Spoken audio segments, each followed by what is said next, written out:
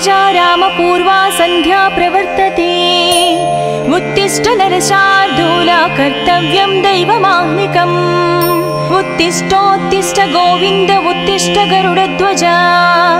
उत्तिष्ठ कमलाकान्ता त्रैलोक्यं मङ्गलं कुरु मातः समस्त जगतां मधुकैटभारे वक्षो विहारिणि मनोहर दिव्यमूर्ते श्री स्वामी निश्रित जनप्रिय दानशीले श्री वेंकटेश दयते तव सुप्रभातम्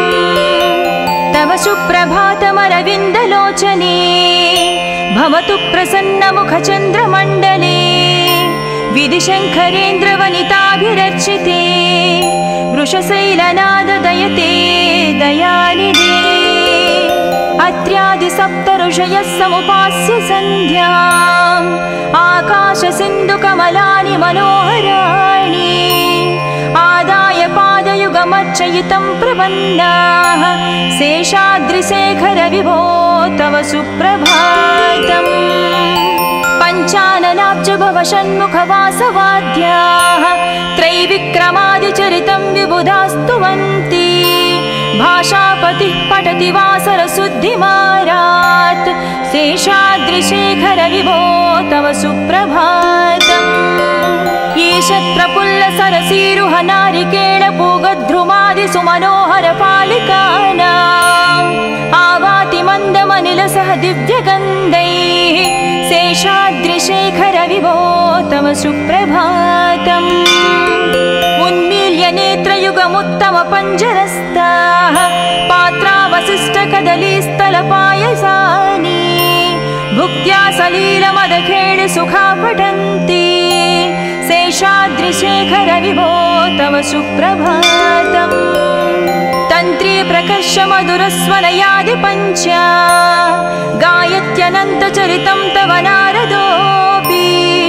भाषा समग्रमसरत्कृत चारुरम्यम् शेषाद्रिशेखर विभो तव सुप्रभातम् भृङ्गावळी च मकरन्दरसानुविद्ध जङ्कारगीतनिनदैः सह सेवनाय निर्यात्युपान्त सरसी कमलोदरेभ्यः शेषाद्रिशेखर विभो तव सुप्रभातम् योषा गणेन वरदत्नि विमध्यमाने गोशालयेषु दधिमन्थन तीव्रघोषाः रोषात् कलिं विदधते ककुपञ्चकुम्भाः शेषाद्रिशेखर विभो तव सुप्रभातम् पद्मेशमित्रशतपत्रगतालिवर्गाः हर्तुं श्रियं कुवलयस्य निजाङ्गलक्ष्म्याः भेरीनिनादमनबिभ्रति तीव्रनादां शेषाद्रिशेखर विभो तव सुप्रभातम् श्रीमन्नभीष्टवरदाखिल लोकबन्धो श्री श्रीनिवास जगदेकदयैकसिन्धो श्रीदेवता गुहभुजान्तर दिव्यमूर्ते श्रीवेङ्कटाचलपते तव सुप्रभातम् श्रीमन्नभीष्टवरदाखिल लोकबन्धो श्री श्रीनिवास जगदेश दयैकसिन्धो श्रीदेवता गृहभुजान्तर दिव्यमूर्ते श्रीवेङ्कटाचलपते तव सुप्रभातम् श्री स्वामी पुष्करिणिकाप्लव निर्मलाङ्गाः श्रेयाधिनो हर विरिञ्चि सनन्दनाद्याः द्वारे वसन्ति वरनेत्र हतोत्तमाङ्गाः श्रीवेङ्कटाचलपते तव सुप्रभातम् श्रीशेषशैल गरुडाचल वेङ्कटाद्रि नारायणाद्रि वृषभाद्रि वृषाद्रि मुख्या आख्यां त्वदीय वसतिरनिशं वदन्ति श्रीवेङ्कटाचलपते तव सुप्रभातम् सेवापराः शिवसुरेश कृशानुधर्म रक्षो भुराद पवमानदनादिनाद बद्धाञ्जलि प्रविलसन्निध शीर्षदेश श्रीवेङ्कटाचलपते तव सुप्रभातम् दाटीषु ते विहगराज मृगाधिराज नागाधिराज गजराज हयाधिराज स्वस्वाधिकारमहमाधिकमर्दयन्ते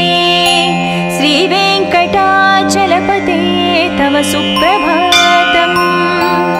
सूर्येन्दु भौम बुध वाक्पति काव्य सौर्य सद्भानुकेतु दिवि सत्परिसत्प्रधानाः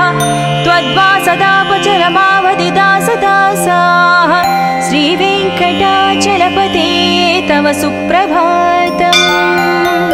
तत्पादधूलिभरितस्फुरितोत्तमाङ्गा स्वर्गापवर्ग निरपेक्ष निजान्तरङ्गा कल्पागमाकलनया कुलताङ्गभन्ते श्रीवेङ्कटाचलपते तव सुप्रभातम् त्वद्गोपुराग्रशिखराणि निरीक्षमाणाः स्वर्गापवर्गपदवीं परमां श्रयन्तः मत्या मनुष्यभुवने मतिमाश्रयन्ते श्रीवेङ्कटाचलपते तव सुप्रभातम् श्रीभूमिनायक दयादिगुणामृताभे देवादिदेव जगदेश शरण्यमूर्ते श्रीमन्ननन्त गरुडाधिभिरर्चिताङ्घ्रे श्रीवेङ्कटाचलपते तव सुप्रभातम्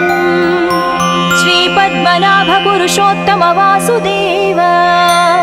वैकुण्ठमाधव जनार्दन चक्रपाणि श्रीवत्स चिह्न शरणागत पारिजात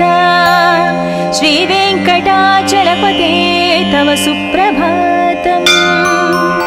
कन्दर्पदर्पहर सुन्दर दिव्यमूर्ते कान्ताकुचाम्बुरुह कुट्मललोल दृष्टे कल्याण निर्मल गुणाकर दिव्यकीर्ते श्रीवेङ्कटाचलपते तव सुप्रभातम् मीनाकृते कमठकोल नृसिंहवर्णिन् स्वामिन् परस्वर तपोधर रामचन्द्र शेषांस राम यदुनन्दन कल्किरूप श्रीवेङ्कटाचलपते तव सुप्रभातम् येलालवङ्घगनसार सुगन्धितीर्थम् दिव्यं वियत्सरितु हेमघटेषु पूर्णम् धृत्वाद्धवैदिकशिखामणयः प्रहृष्टाः तिष्ठन्ति वेङ्कटपते तव सुप्रभातम् भास्वानुदीति विकचावि सरोरुहाणि सम्पूरयन्ति निनदैककुबो विहङ्गाः श्रीवैष्णवाः सतमर्धितमङ्गलास्ते धामाश्रयन्ति तव वेङ्कट सुप्रभातम् ब्रह्मादयास्सुरवरास्सु महर्षयस्ते सन्तः सनन्दनमुखास्त्वदयोगिवर्याः धामान्तिके तव हि मङ्गलवस्तु हस्ताः श्रीवेङ्कटाचलपते तव सुप्रभातम् लक्ष्मीनिवास निरवद्य गुणैकसिन्धो संसारसागर समुत्तरणैकसेतो वेदान्तवेद्य निज वैभव भक्तभोग्या श्रीवेङ्कटाचलपते तव सुप्रभातम् लक्ष्मीनिवास निरवद्य गुणैकसिन्धो संसारसागर समुत्तरणैकसेतो वेदान्तवेद्य निज वैभव भक्तभोग्या श्रीवेङ्कटाचलपते तव सुप्रभातम् इत्थं वृषाचलपतेरिह सुप्रभातम् ये मानवः प्रतिदिनं पठितुं प्रवृत्ताः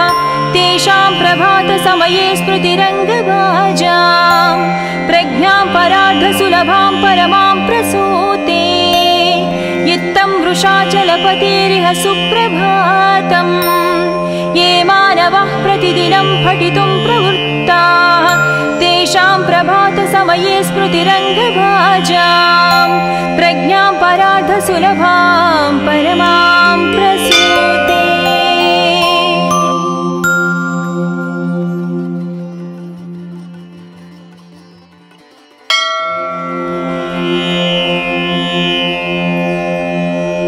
कौसल्या सुप्रजा रामपूर्वा सन्ध्या प्रवर्तते उत्तिष्ठ नरशार्दूला कर्तव्यं दैवमाह्निकम् उत्तिष्ठोत्तिष्ठ गोविन्द उत्तिष्ठ गरुडध्वजा उत्तिष्ठ कमलाकान्ता त्रैलोक्यं मङ्गलं कुरु मातः समस्त जगतां मधुकैटभारेः वक्षो विहारिणि मनोहर दिव्यमूर्ते श्री स्वामी निश्रित जनप्रिय दानशीले श्री वेंकटेश दयते तव सुप्रभातम् तव सुप्रभातमरविन्दलोचने भवतु प्रसन्नमुखचन्द्रमण्डले विधिशङ्करेन्द्रवनिताभिरर्चिते वृषशैलनाददयते दयानिधे अत्र्यादिसप्तऋषयः समुपास्य सन्ध्याम् आकाशसिन्धुकमलानि मनोहराणि आदाय पादयुगमर्चयितं प्रपन्नाः शेषाद्रिशेखर विभो तव सुप्रभातम् पञ्चाननाब्जभवषण्मुखवासवाद्याः त्रैविक्रमादिचरितं विबुधास्तुवन्ति भाषापतिः पठति वासरशुद्धिमारात् शेषाद्रिशेखर विभो तव सुप्रभातम् ईशत्प्रफुल्लसरसीरुह नारिकेळपूगद्रुमादिसुमनोहरपालिकानाम्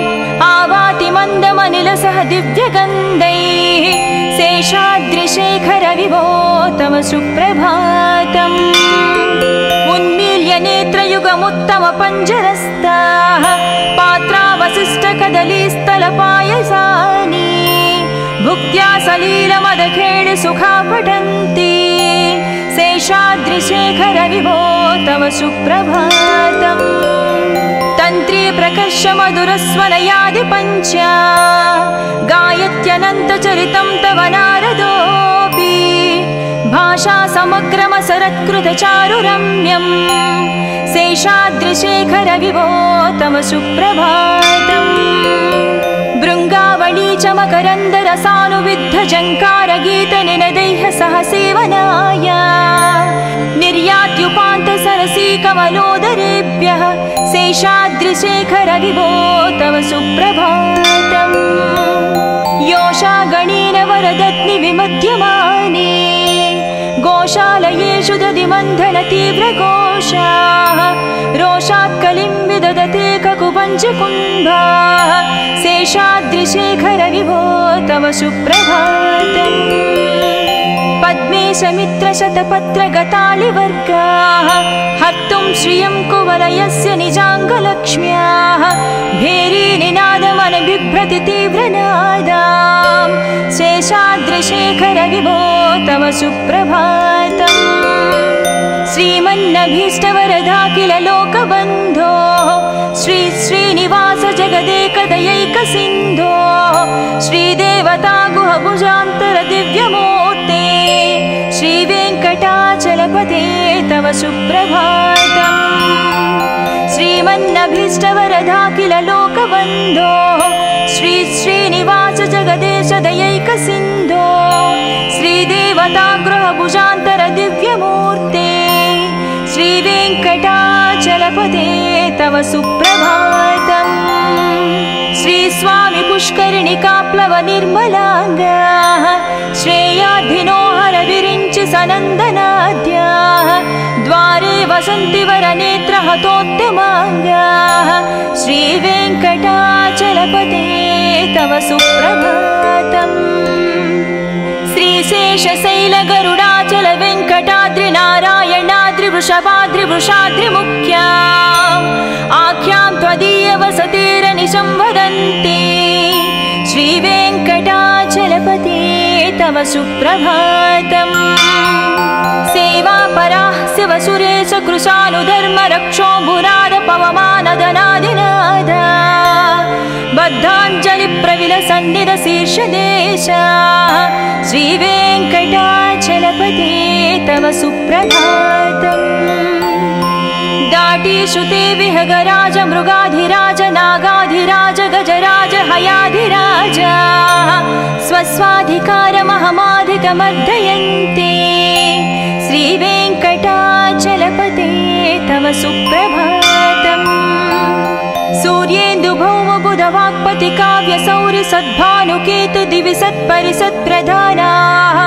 त्वद्वासदापचरमावधिदासदासाः श्रीवेङ्कटाचलपते सुप्रभातम् तत्पादधूलिभरितस्फुरितोत्तमाङ्गा स्वर्गापवर्गनिरपेक्ष निजान्तरङ्गा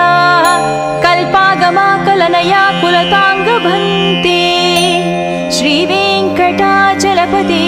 तव सुप्रभातम् त्वद्गोपुराग्रशिखराणि निरीक्षमाणाः स्वर्गापवर्गपदवीं परमां श्रयन्तः मध्या मनुष्यभुवने मतिमाश्रयन्ते श्रीवेङ्कटाचलपते तव सुप्रभातम् श्रीभूमिनायक दयादिगुणामृताभे देवादिदेव जगदेश शरण्यमूर्ते श्रीमन्ननन्त गरुडाधिभिरर्चिताङ्ग्रे श्रीवेङ्कटाचलपते तव सुप्रभातम् श्रीपद्मनाभ पुरुषोत्तम वासुदेव वैकुण्ठमाधव जनार्दन चक्रपाणे श्रीवत्स चिह्न शरणागत पारिजात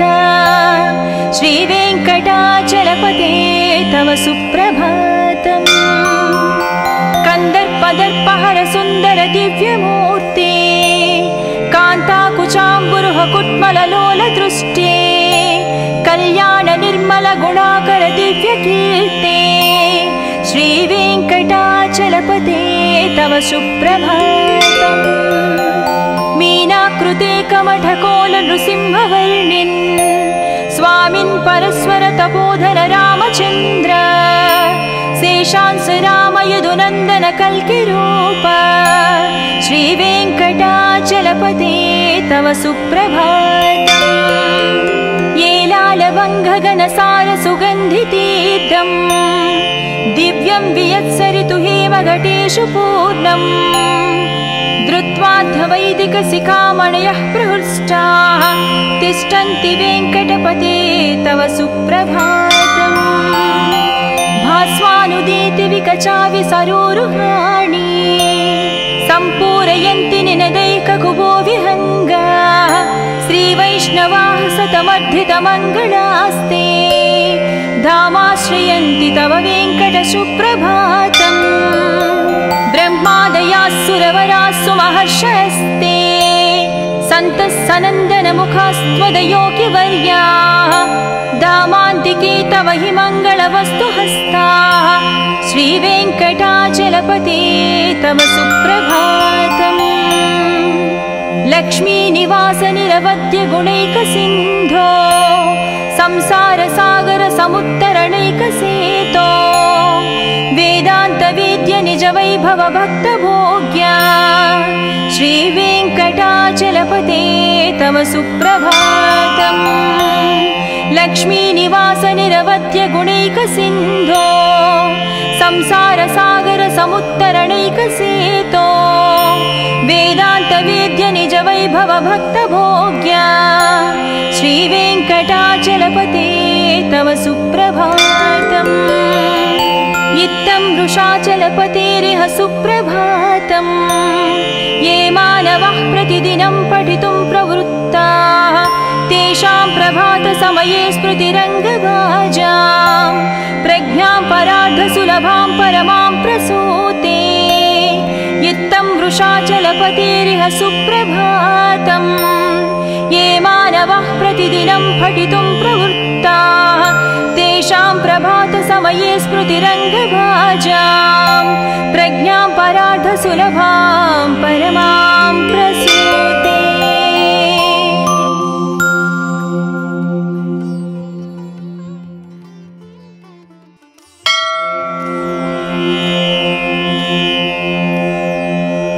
कौसल्या सुप्रजा रामपूर्वा सन्ध्या प्रवर्तते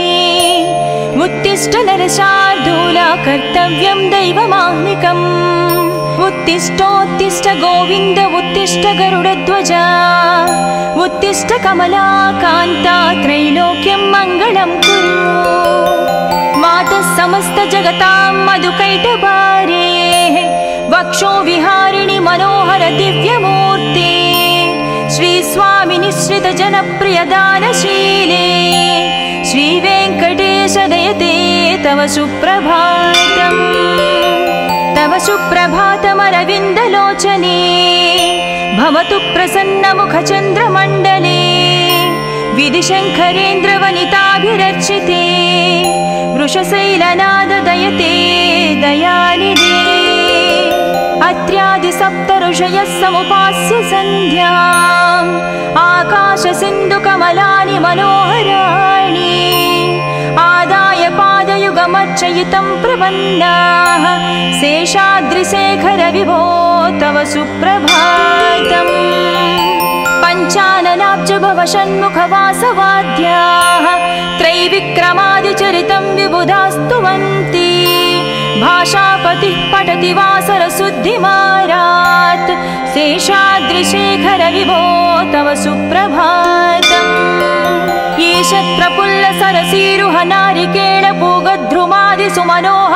ईशत्रपुल्लसरसीरुहनारिकेळपूगद्रुमादिसुमनोहरपालिकानाम् आवाति मन्दमनिलसह दिव्यगन्धैः शेषाद्रिशेखरविभो तव सुप्रभातम् उन्मील्य नेत्रयुगमुत्तमपञ्जरस्ताः पात्रावशिष्टकदलीस्थलपायसानि भुक्त्या सलीलमदखेळि सुखा पठन्ति शेषाद्रिशेखरविभो तव सुप्रभातम् तन्त्री प्रकर्षमधुरस्वनयादिपञ्चा गायत्यनन्तचरितं तव नारदोऽपि भाषा समग्रमसरत्कृतचारुरम्यम् शेषाद्रिशेखरविभो तव सुप्रभातम् भृङ्गावळी च मकरन्दरसानुविद्धजङ्कारगीतनिनदैः सह सेवनाय निर्यात्युपान्तसरसीकमलोदरेभ्यः शेषाद्रिशेखरविभो तव सुप्रभातम् योषागणेन वरदत्नि विमध्यमाने गोशालयेषु दधिमन्थनतीव्रघोषाः रोषात् कलिं विदधते ककुपञ्चकुम्भाः शेषाद्रिशेखरविभो तव सुप्रभातम् पद्मेशमित्रशतपत्रगतालिवर्गाः हर्तुं श्रियं कुवलयस्य निजाङ्गलक्ष्म्याः भेरीनिनादमनबिभ्रति तीव्रनादाम् शेषाद्रिशेखरविभो तव सुप्रभातम् श्रीमन्नभीष्टवरदा लोकबन्धो श्री श्रीनिवास जगदेकदयैकसिन्धो श्रीदेवता गुहभुजान्तर दिव्यमूर्ते श्रीवेङ्कटाचलपते तव सुप्रभातम् श्रीमन्नभीष्टवरदा लोकबन्धो श्री श्रीनिवास जगदेश दयैकसिन्धो श्रीदेवता गृहभुजान्तर दिव्यमूर्ते श्रीवेङ्कटाचलपते तव सुप्रभातम् श्रीस्वामि पुष्करिणिकाप्लव निर्मलाङ्गाः श्रेयाधिनो हरविरिञ्चि सनन्दनाद्याः द्वारे वसन्ति वरनेत्रहतोत्तमाङ्गाः श्रीवेङ्कटाचलपते तव सुप्रभातम् श्रीशेषशैलगरुडाचल वेङ्कटाद्रिनारायणाद्रिवृषभाद्रिवृषाद्रिमुख्या आख्यां त्वदीयवसतेरनिशं वदन्ति श्रीवेङ्कटाचलपते तव सुप्रभातम् सेवापराः शिवसुरेश कृशानुधर्मरक्षोऽम्बुनाद पवमानदनादिनाद बद्धाञ्जलिप्रविलसन्निधशीर्षदेशा श्रीवेङ्कटाचलपते तव सुप्रभातम् दाटीश्रुते विहगराज मृगाधिराज नागाधिराज गजराज हयाधिराज स्वस्वाधिकारमहमाधिकमर्दयन्ते श्रीवेङ्कटाचलपते तव सुप्रभातम् सूर्येन्दुभौमबुधवाक्पति काव्यसौरि सद्भानुकेतु दिवि सत्परिसत्प्रधानाः त्वद्वासदापचरमावधिदासदासाः श्रीवेङ्कटाचलपते तव सुप्रभातम् तत्पादधूलिभरितस्फुरितोत्तमाङ्गाः स्वर्गापवर्गनिरपेक्षनिजान्तरङ्गाः कल्पागमाकलनया कुलताङ्गभन्ते श्रीवेङ्कटा सुप्रभातम् त्वद्गोपुराग्रशिखराणि निरीक्षमाणाः स्वर्गापवर्गपदवीं परमां श्रयन्तः मर्त्या मनुष्यभुवने मतिमाश्रयन्ते श्रीवेङ्कटाचलपते तव सुप्रभातम् श्रीभूमिनायक दयादिगुणामृताभे देवादिदेव जगदेश शरण्यमूर्ते श्रीमन्ननन्तगरुडाधिविरचिताङ्ग्रे श्रीवेङ्कटाचलपते तव सुप्रभातम् श्रीपद्मनाभ पुरुषोत्तम वासुदेव वैकुण्ठमाधव जनार्दन चक्रपाणे श्रीवत्सचिह्न शरणागत पारिजात श्रीवेङ्कटाचलपते तव सुप्रभातम् कंदर्पदर्पहर सुंदर दिव्यमूर्ते कान्ताकुचाम्बुरुह कुट्मललोल दृष्टे कल्याण निर्मल गुणाकर दिव्यकीर्ते श्रीवेङ्कटाचलपते तव सुप्रभातम् मीनाकृते कमठकोल नृसिंहवर्णिन् स्वामिन् परस्वर तपोधन रामचन्द्र शेषांस राम यदुनन्दन कल्किरूप श्रीवेङ्कटाचलपते तव सुप्रभातम् येलालवङ्घगनसार सुगन्धितीर्थम् दिव्यं वियत्सरितु हेमघटेषु पूर्णम् धृत्वाद्धवैदिकशिखामणयः प्रहृष्टाः तिष्ठन्ति वेङ्कटपते तव सुप्रभातम् भास्वानुदीति विकचाविसरोरुहाणि सम्पूरयन्ति निनदैककुभो विहङ्गाः श्रीवैष्णवाः सतमर्धितमङ्गलास्ते धामाश्रयन्ति तव वेङ्कटसुप्रभातम् ब्रह्मादयाः सुरवरास्सु महर्षयस्ते सन्तः सनन्दनमुखास्त्वदयोगिवर्याः धामान्तिके तव हि मङ्गलवस्तुहस्ताः श्रीवेङ्कटाचलपते तव सुप्रभातम् लक्ष्मीनिवास निरवध्य गुणैकसिन्धो संसारसागर समुत्तरणैकसेतो वेदान्तवेद्य निज वैभव भक्तभोग्या श्रीवेङ्कटाचलपते तव सुप्रभातम् लक्ष्मीनिवास निरवध्य गुणैकसिन्धो संसारसागर समुत्तरणैकसेतो वेदान्तवेद्य निज वैभव भक्तभोग्या श्रीवेङ्कटाचलपते तव सुप्रभातम् इत्थं वृषाचलपतेरिह सुप्रभातम् ये मानवः प्रतिदिनं पठितुं प्रवृत्ताः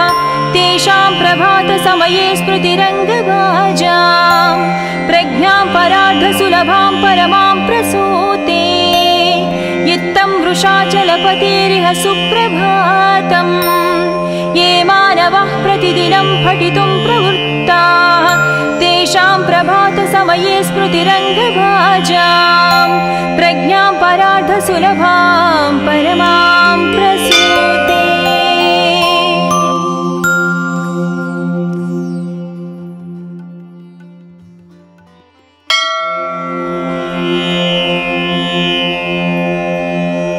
कौसल्या सुप्रजा रामपूर्वा सन्ध्या प्रवर्तते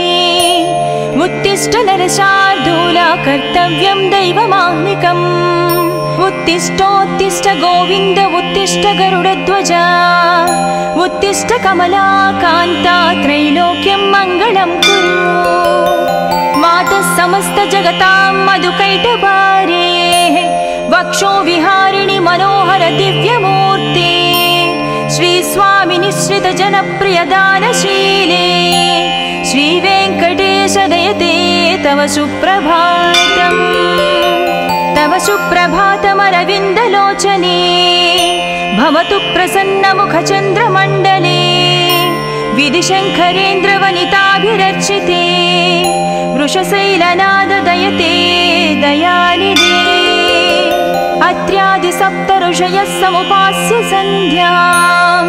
आकाशसिन्धुकमलानि मनोहराणि आदाय पादयुगमर्चयितं प्रपन्नाः शेषाद्रिशेखर विभो तव सुप्रभातम् पञ्चाननाब्ज भव षण्मुखवासवाद्याः त्रैविक्रमादिचरितं विबुधास्तुवन्ति भाषापतिः पठति वासरशुद्धिमारात् शेषाद्रिशेखर विभो तव सुप्रभातम् ईशत्प्रफुल्लसरसीरुह नारिकेळपूगद्रुमादिसुमनोहरपालिकानाम् आवाति मन्दमनिलसह दिव्यगन्धैः शेषाद्रिशेखर विभो तव सुप्रभातम् उन्मील्य नेत्रयुगमुत्तमपञ्जरस्ताः पात्रावशिष्टकदलीस्थलपायसानि भुक्त्या सलीलमदखेळि सुखा पठन्ति शेषाद्रिशेखर विभो तव सुप्रभातम् तन्त्री प्रकर्ष मधुरस्वनयादिपञ्च गायत्यनन्तचरितं तव नारदोऽपि भाषा समग्रमसरत्कृतचारुरम्यम्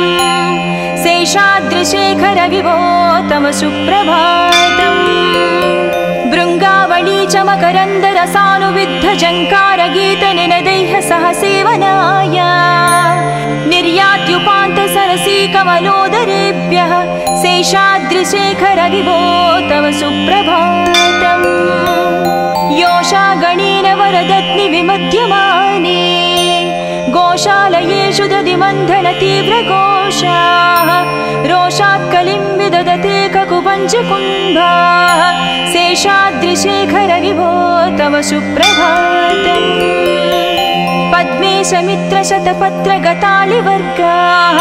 हर्तुं श्रियं कुवलयस्य निजाङ्गलक्ष्म्याः भेरीनिनादमनबिभ्रति तीव्रनादाम् शेषाद्रिशेखर विभो तव सुप्रभातम्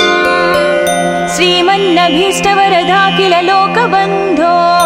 श्री श्रीनिवास जगदेकदयैकसिन्धो श्रीदेवता गुहभुजान्तर दिव्यमूर्ते श्रीवेङ्कटाचलपते तव सुप्रभातम् श्रीमन्नभीष्टवरदाखिल लोकबन्धो श्री श्रीनिवास जगदेश दयैकसिन्धो श्रीदेवता गृहभुजान्तर दिव्यमूर्ते श्रीवेङ्कटाचलपते तव सुप्रभातम् श्रीस्वामि पुष्करिणिकाप्लव निर्मलाङ्गाः श्रेयाधिनोहर विरिञ्चि सनन्दनाद्याः द्वारे वसन्ति वरनेत्रहतोत्तमाङ्गाः श्रीवेङ्कटाचलपते तव सुप्रभातम् श्रीशेषशैलगरुडाचल वेङ्कटाद्रिनारायणाद्रिवृषभाद्रिवृषाद्रिमुख्या आख्यां त्वदीयवसतिरनिशं वदन्ति श्रीवेङ्कटाचलपते तव सुप्रभातम् सेवापराः शिवसुरेश कृशानुधर्मरक्षोऽम्बुनाद पवमानदनादिनाद बद्धाञ्जलिप्रविलसन्निधशीर्षदेशा श्रीवेङ्कटाचलपते तव सुप्रभातम् दाटीश्रुते विहगराज मृगाधिराज नागाधिराज गजराज हयाधिराज स्वस्वाधिकारमहमाधिकमर्दयन्ते श्रीवेङ्कटाचलपते तव सुप्रभातम् सूर्येन्दुभौमबुधवाक्पति काव्यसौरि सद्भानुकेतु दिवि सत्परिसत्प्रधानाः त्वद्वासदापचरमावधिदासदासाः श्रीवेङ्कटाचलपते तव सुप्रभातम् तत्पादधूलिभरितस्फुरितोत्तमाङ्गाः स्वर्गापवर्गनिरपेक्ष निजान्तरङ्गाः कल्पागमाकलनया कुलताङ्गभन्ते श्रीवेङ्कटाचलपते तव सुप्रभातम् त्वद्गोपुराग्रशिखराणि निरीक्षमाणाः स्वर्गापवर्गपदवीं परमां श्रयन्तः मर्त्या मनुष्यभुवने मतिमाश्रयन्ते श्री सुप्रभातम् श्रीभूमिनायक दयादिगुणामृताभे देवादिदेव जगदेश शरण्यमूर्ते श्रीमन्ननन्त गरुडाधिविरचिताग्रे श्रीवेङ्कटाचलपते तव सुप्रभातम् श्रीपद्मनाभ पुरुषोत्तम वासुदेव वैकुण्ठमाधव जनार्दन चक्रपाणे श्रीवत्स चिह्न शरणागत पारिजात श्रीवेङ्कटाचलपते तव सुप्रभातम् कंदर्पदर्पहर सुंदर दिव्यमूर्ते कान्ताकुचाम्बुरुह कुट्मललोल दृष्टे कल्याण निर्मल गुणाकर दिव्यकीर्ते श्रीवेङ्कटाचलपते तव सुप्रभातम् मीनाकृते कमठकोल नृसिंहवर्णिन् स्वामिन् परस्वर तपोधन रामचन्द्र शेषांस राम यदुनन्दन कल्किरूप श्रीवेङ्कटाचलपते तव सुप्रभातम् येलालवङ्घगणसार सुगन्धितीर्थम् दिव्यं वियत्सरितु हेमघटेषु पूर्णम् धृत्वाद्धवैदिकशिखामणयः प्रहृष्टाः तिष्ठन्ति वेङ्कटपते तव सुप्रभातम् भास्वानुदीति विकचाविसरोरुहाणि सम्पूरयन्ति निनदैककुबो विहङ्गा श्रीवैष्णवाः सतमर्धितमङ्गलास्ते धामाश्रयन्ति तव वेङ्कटसुप्रभातम् ब्रह्मादयाः सुरवरास्सु महर्षयस्ते सन्तः सनन्दनमुखास्त्वदयोगिवर्याः दामान्तिके तव हि मङ्गलवस्तुहस्ताः श्रीवेङ्कटाचलपते तव सुप्रभातम् लक्ष्मीनिवास निरवध्य गुणैकसिन्धो संसारसागर समुत्तरणैकसेतो वेदान्तवेद्य निज वैभव भक्तभोग्या श्रीवेङ्कटाचलपते तव सुप्रभातम् लक्ष्मीनिवास निरवध्य गुणैकसिन्धो संसारसागर समुत्तरणैकसेतो वेदान्तवेद्य निज वैभव भक्तभोग्या श्रीवेङ्कटाचलपते तव सुप्रभातम् इत्थं वृषाचलपतेरिह सुप्रभातम् ये मानवः प्रतिदिनं पठितुं प्रवृत्ताः तेषां प्रभातसमये स्मृतिरङ्गभाजां प्रज्ञां परार्धसुलभां परमां प्रसूते इत्थं वृषाचलपतेरिह सुप्रभातम् ये मानवः प्रतिदिनं पठितुं प्रवृत्ताः तेषां प्रभातसमये स्मृतिरङ्गभाजां प्रज्ञां परार्धसुलभां परमां प्रसूते।